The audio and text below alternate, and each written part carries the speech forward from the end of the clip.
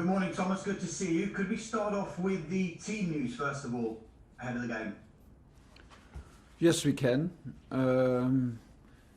Thiago had a little setback. Is it a setback? In training. At the end of the training session, the day before yesterday, he felt at the very end something around the same area where he was injured. So we had to take him off, and he's back into a transition phase, but not back in team training. So he will be out, and the same for Tammy. Tammy has still the ankle pain from this tackle against Burnley. It was, I think, from his game injury. He's still not 100% comfortable. Yesterday he went off. The day before it was fine. Yesterday had to cancel training. So I think these two are out for tomorrow, and everybody else is available. It's 8 wins and 3 draws since you took over in all competitions. Have you surprised yourself, and have the players surprised you at how quickly they've adapted to your methods?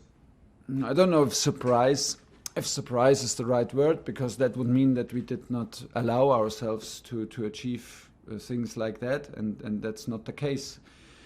If we, but is it nice to see? And this is a very quick adaptation from us and from the players to ourselves. Yes, of course, clearly, and we are very, very happy with what we see and the way we play, and of course with the results. We will never forget that in football you also need luck. We will never neglect that. So this is also a big part of it. But the atmosphere, the support, and the quality of the group, and the bond between the players and how they play is fantastic. And this is the base for every development and for good results. And this is what we have. But it's like a surprise. I mean, we did not think too much what is possible and what is not. We stepped in. There was no time to overthink it. Maybe that was very good. And from there on, like I said, we had a good start, and we got some results, and then we grow in confidence, and now we're on a very, very good way. But we're on the middle. We're not. It's not finished. It's a development, and it's a journey, and it's by far not finished. Christian Pulisic hasn't started in the Premier League for you. I know you said that he's been unlucky, and he will have to be patient. How has he reacted to that? And do you think he will be patient? I hope so. When you sign and play for Chelsea, it is part of the job description as a player to be impatient and patient at the same time. Impatient because all of my players are competitors. All of them want to play every single minute, and this is what they all show every day: the hunger and the desire. And this is what Christian shows. At the same time, when you're not selected from the coach, from me, you have to also be patient, to not lose confidence, and to keep on going, and to be ready anytime, because it can happen anytime. So in the beginning he was a bit unlucky, because we knew how much of an impact he can have when he comes from the bench, and we used this power and strength from him. When it was possible for him to start around Sheffield and Barnsley game, he was one game unavailable. The other game came a bit too soon in the cup game against Barnsley. Was a difficult game for him, so it was not too easy. But now in the end, you know, it's the credit for the players always, and the quality from the players that shine on the pitch. And this is if you turn it around, is also the duty of the players to show up and to really earn that they play. And this is what Christian does. So it can happen any minute, any game. At some point it's just this. I have nothing to complain. I feel him like in the last days very positive, and doing the best out of his situation, and this is what he can do. Last one, please, Damesh. I know things can change, of course. You say he could be ready to start, but if he doesn't get the game time that he desires between now and the end of the season, would you stand in his way if he came to you and he said, I'll need a new challenge because I want to play? A lot of if in your question. A lot of ifs. So if he starts tomorrow, and if he does brilliantly, and if he starts again against Atletico, and if he scores again 2 goals, and if maybe he's the captain next year of our squad. I don't know. I know what you mean, but this is too far ahead. We have so many games, and he is in my plans, and he is an important player, and he has the potential. He has the potential to be decisive for us from the bench, and as a beginner, is it necessary that he can prove it? Yes. So this is my job, and his job is to be ready like everybody else. And when there comes the moment, you have to be ready. This is what you sign up for in a club like Chelsea. There's no difference between Christian and anybody else. John Southall, 5 Live. Hi Thomas. Just a word about Kai Havertz. He played well on Monday night. Where do you think his best position is, and how much potential do you see there? I think that we are pretty, from my opinion right now and today, this is pretty much maybe his best position, between a 9 and a 10, and have the freedom to drop and to move fluid between the 2 positions and to shift positions between a 10 and 9. I feel him very confident in high positions. I like to have him in high positions. I don't want to have him behind the ball. I want to have him high up the pitch. And he feels comfortable in the back of opponents. He feels comfortable in between the lines, in narrow pockets in between the lines. So this is pretty much it. If it's like a 9 when he starts all his actions from the very center of the pitch, or if it's maybe a half position, like between a 10 and 9, and between a winger and a 10 and a 9. This is pretty much the space where he can feel comfortable and where he can be decisive for us. He had a huge impact into our game, and we were very happy because this was not easy to come back so strong after so many games where he could not play. You come up against Marcelo Bielsa tomorrow. Yeah. Is it your first meeting with him, and do you see it as a personal challenge when you come up against somebody like him to out-tactic him? It is always a little bit, but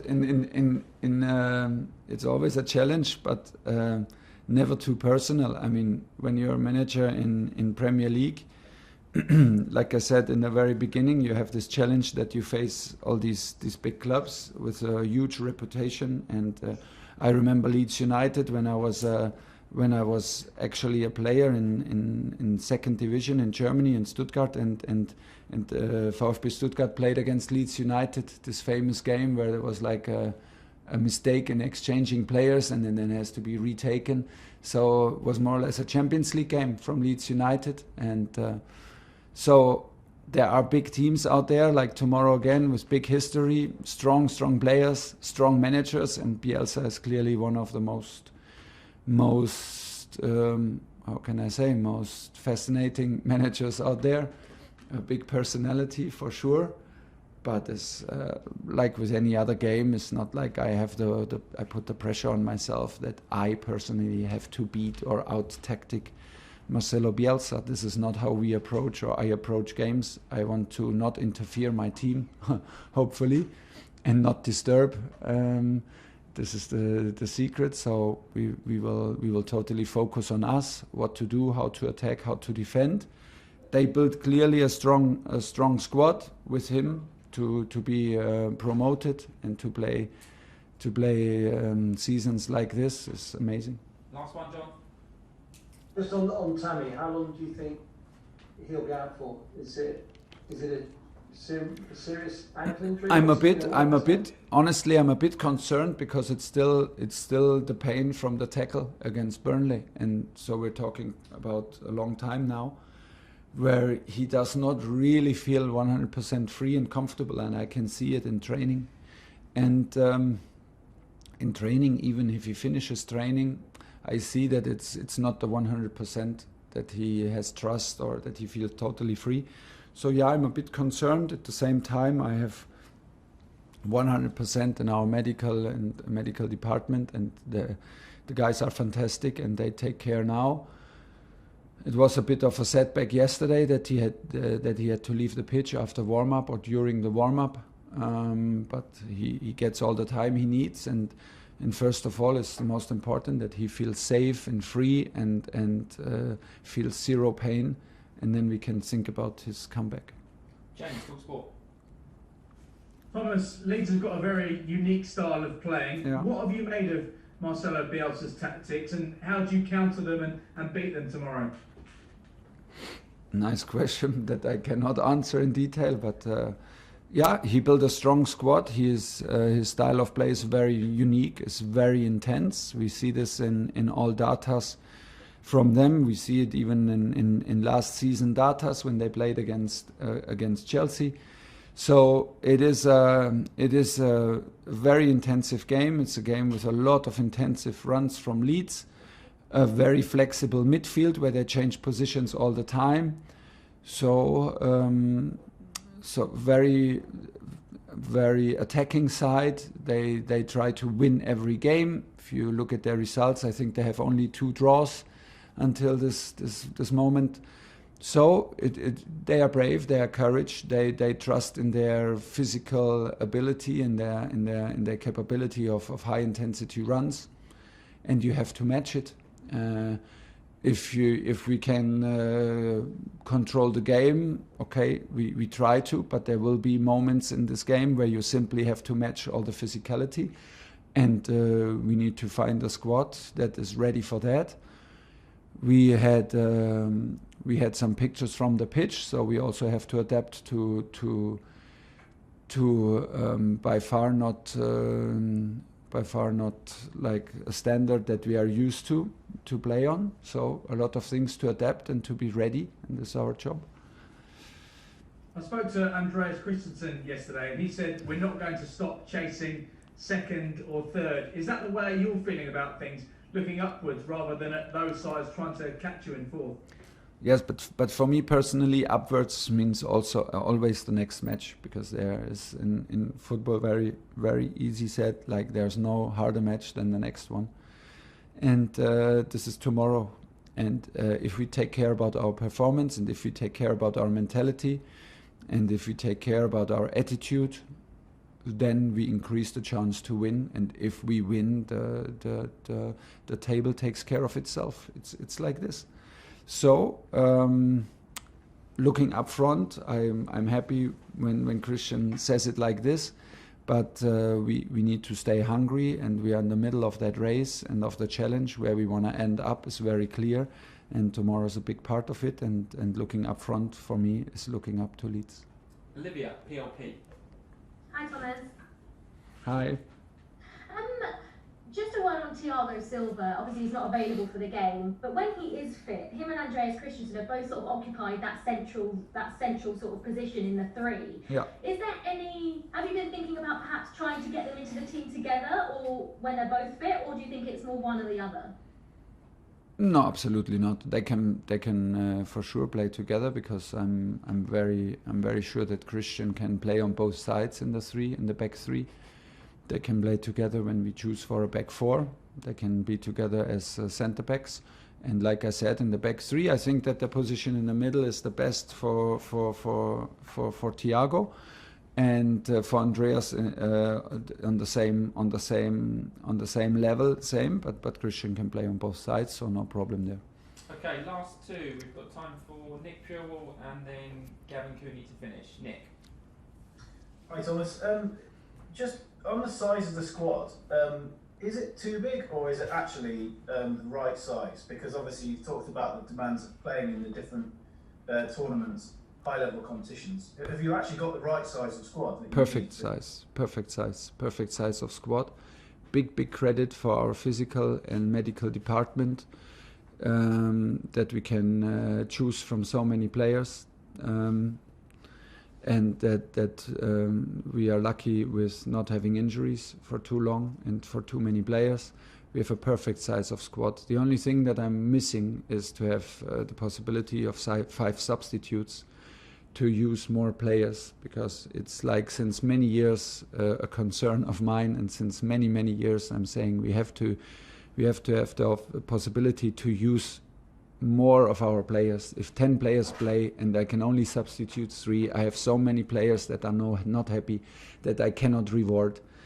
And I was pushing for that in any club where I was coaching. So not even now in a let's call it like in a big club. So this is the only regret that I have, because there are players that I would normally like to reward for their effort and their attitude, but the size of the squad is actually perfect. Okay, last question, Gavin Cooney. Hi Thomas, thanks very much for talking to me. This is a question primarily of interest to your supporters in Ireland. Your coach, Anthony Barry, has joined the Republic of Ireland coaching setup as well. So yeah. Can you tell us a little bit about what his qualities are as a coach and what are his main duties on your staff? Well, you can be very happy, and you are very lucky, because it's a top coach, Anthony, who will join you and your coaching staff. We didn't know him before. He was already here under Frank, and like Joe as well. And Anthony was from the first moment a big part of our coaching team, because first of all, he's a fantastic guy with a fantastic character, very open, very friendly. And he has top quality in analyzing games, in giving his opinion. His opinion on. He is very experienced. I feel him very comfortable on the pitch when he is in charge of exercises. He's very comfortable in front of the group. He's in charge, like he is the specialist for all set pieces. So he's doing the video session, he's doing the training for set pieces, and he's the assistant in any other exercises, which is a pleasure to have him around. We absolutely don't want to miss him, and so good for you guys. He will increase the level of coaching for sure, because he has top quality and is a top guy.